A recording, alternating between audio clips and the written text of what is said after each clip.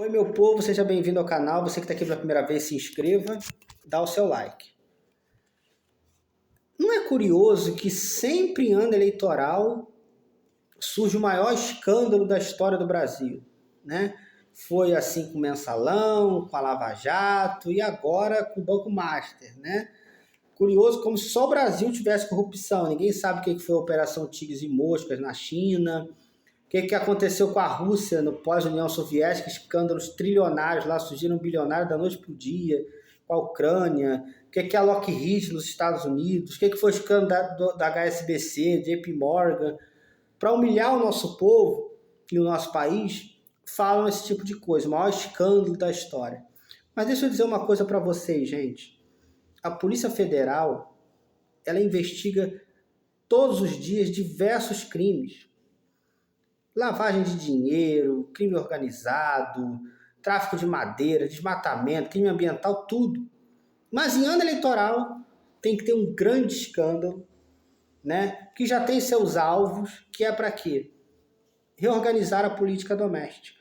Sempre foi assim. Com o Mensalão, o alvo era o Dirceu. Quem nunca viu, que veja no YouTube o vídeo da Rosa Weber falando: eu não tenho prova nenhuma, mas vou te condenar porque a literatura jurídica me permite. Não queriam que o Dirceu fosse o pós-Lula. Era para pegar o Dirceu. A Lava Jato, que tinha juiz militante, MP encruzada, delações que já tinham alvos específicos, prisões ilegais, cooperação internacional. Inclusive, tá, gente, aqui, ó. Vocês lêem esse livro aqui do Rodrigo Janot. Ele próprio fala isso que eu falei. Essas coisas aí que eu falei, tá? Lê esse aqui também, sobre a Lava Jato, tá? Tem muitos outros que eu tenho em PDF, outros que estão lá dentro. Para vocês entenderem que esses escândalos que aparecem perto das eleições já é para ter alvos específicos. E por que a gente vê, dessa vez, o ICL engajado nesse assunto, ao mesmo tempo tá a Globo, o Estadão, né? Jornais de esquerda e de direita. Simplesmente, gente, porque o alvo dessa vez não é o PT, não é o Lula, tá? Foi feita aí a CPI do INSS para pegar o Lula, mas os alvos são a base bolsonarista. Não basta o Bolsonaro estar preso e neutralizado, tem que destruir a sua base, toda a sua base. Então, estão as fintechs, estão os pastores neopentecostais, os influencers que supostamente receberam dinheiro para atacar o Banco Central, né? Então, é pegar essa base do Bolsonaro. A Zambelli está presa, os generais estão presos, pegar o Bolsonaro. E agora que vai ter a delação do Vorcaro, pode ser uma grande possibilidade dele delatar o Nicolas. A gente está vendo o Nicolas, não falou nada do Fabiano Zettel, não falou nada do Alexandre do Valadão, não falou nada da Lagoinha. Está fazendo uma caminhada aí para ver se consegue tirar o bolsonarismo das cinzas, né? O que é uma grande fraude. Está muito mal explicado aquele vídeo dele do Pix, com 350 milhões de visualizações, sendo que o Brasil tem 208 milhões de pessoas. E não é todo mundo que tem Instagram ainda por cima, né?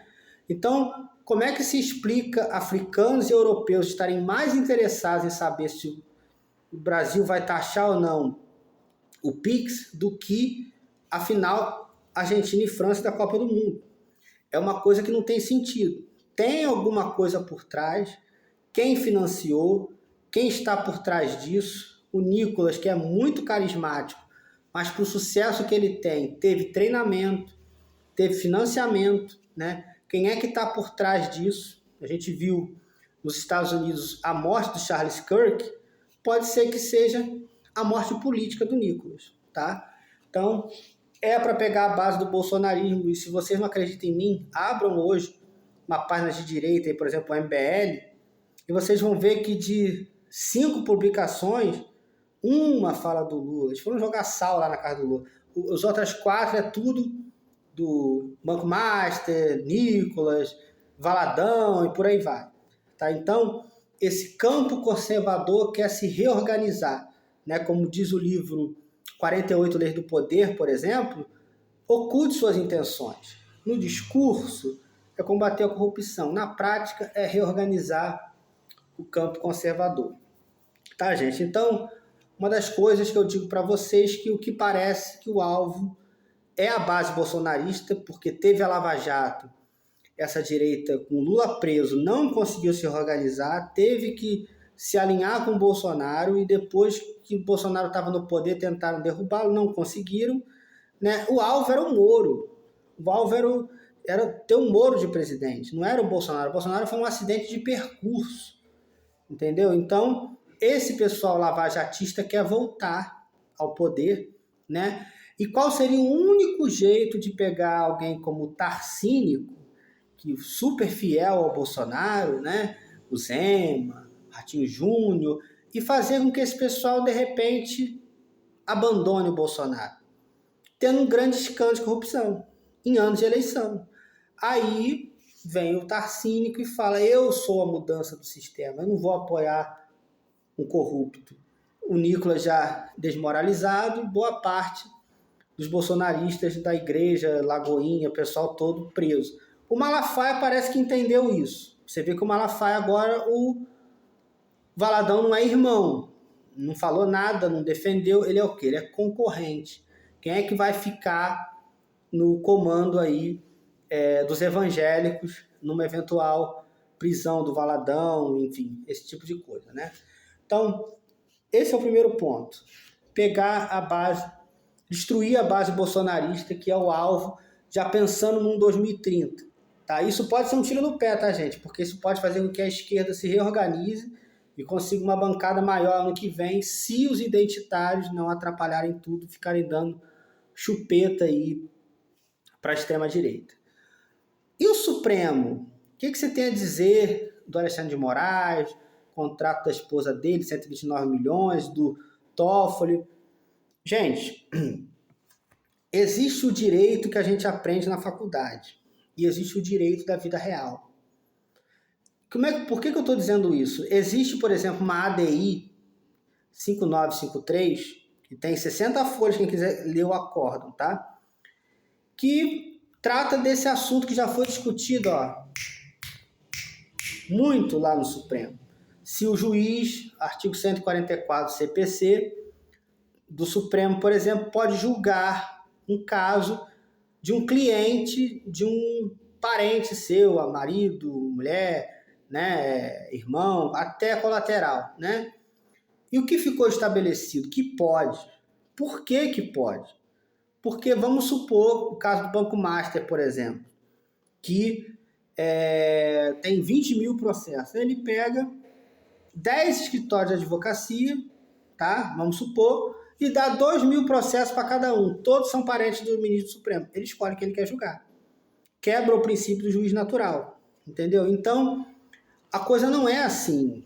O direito tem estruturas. Se pega nisso a analogia, como é que é em outros países. Senão, você escolhe o juiz que vai te julgar. Isso quebra o princípio do juiz natural. Então, por causa disso, pode julgar. Tá? Então, e vale dizer que o Alexandre de Moraes não tem que dar consideração para ninguém de um escritório privado lá da mulher dele. Ele é ministro do Supremo. O que tem que se avaliar é se ele faltou com dever funcional, quebrou a lei, agiu com ilegalidade. É isso que tem que avaliar. Ele não tem que dar explicações dos clientes lá do escritório da mulher dele. Tem nada a ver com ele. Ele não tem controle disso. Ele é ministro do Supremo. Isso é o escritório dela, que é privado. Tá? A mídia faz ilações. De novo, leiam 48 Leis do Poder. 48ª lei. O poder é amorfo. O poder não tem forma. Então, como é que funciona? A mídia, o judiciário, influencers, mercados, todo mundo indo numa direção. Ninguém sabe quem manda. Não tem forma. Então, se todo mundo está indo nessa direção, vai ver que é para cá que eu tenho que ir. Assim que o poder age.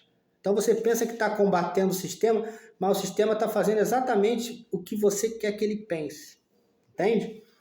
Então, você tem que tomar cuidado com isso. Existe uma coisa entre o direito da faculdade, que a gente aprende situações hipotéticas, e o direito da vida real. Mesma coisa com o caso do Toffoli. Aí tem que saber se o Estadão está falando a verdade, tal resort, que é do irmão dele, ou dos irmãos dele, um deles é até padre, né? Tem coisas muito estranhas por trás. Não estou aqui defendendo o Toffoli, né? Vale dizer que foi o Metrópolis que deu esse tipo de informação, que o dono foi preso pelo Toffoli, que é o Luiz Estevam, né? Então, tipo, pode ter sido até uma vingança contra ele. Então, se tem muitas coisas que se tem que avaliar.